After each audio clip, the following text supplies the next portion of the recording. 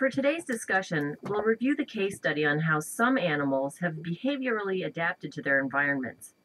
Now, you had to read about two animal species, the eastern marmot and the Olympic marmot. Marmots are rodents. They're large ground squirrels, about the size of an average house cat, and they live in a variety of habitats. And even though they spend a significant portion of the year hibernating, according to this case study, marmots are still considered excellent subjects for animal behavioral studies. Why is that? Well, when they're not hibernating, you can find them in open areas, and they're pretty active during the day, which makes them easy to observe, right? Uh-huh. So first let's discuss the eastern marmots.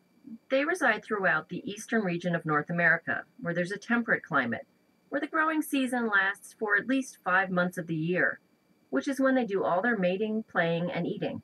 Oh, I see. At first, I wasn't sure what growing season meant, just from the reading, but now I get it.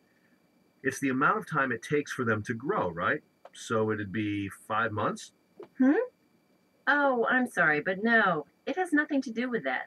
It's not about the time it takes for eastern marmots to grow. It's when the food is available. That is, when it's not covered in snow and there's no frost covering the grass and vegetative parts of plants, herbs, and the flowers that marmots like to eat. So, growing season refers to the availability of the food they eat, okay? So, now, how would you describe the eastern marmot's social habits?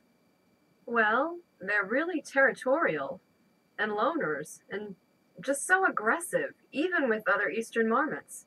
And their mating ritual is just so impersonal. Uh huh. Now, when they emerge in the spring from hibernation, the mating process begins. For them, well, they come together to mate and then they go their separate ways. Then, about 6 to 8 weeks after birth, the offspring leave their mothers. Really? Just 6 weeks? Is it possible for the offspring to make it on their own so young? Well, it's not as if they aren't ready for the real world, because they are. Remember, they mature quickly and the weather's nice. Also, they live in open fields where there's lots of edible vegetation. So, roughly 6 weeks after birth, eastern marmots are just old enough to take their chances of surviving in a temperate environment. So, how does this relate to their behavior? Oh, I get it. Since the climate's not too bad, the eastern marmots don't have to rely on each other too much, and they really don't need to stay together as a family to survive either. Uh huh. And in contrast, the Olympic marmots, what about them?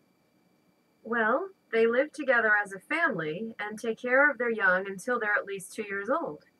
They're really friendly with each other, and what I really like is that they even have greeting ceremonies, and they're not at all aggressive and territorial like the eastern marmots.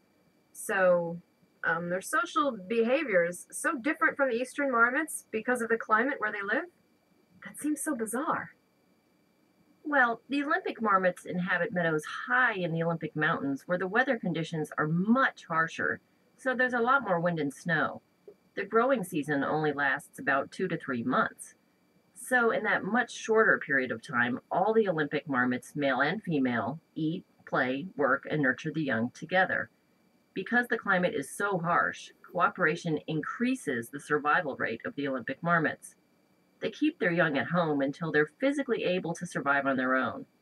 This could explain why the social behavior of the Olympic marmots is so unlike that of the eastern marmots.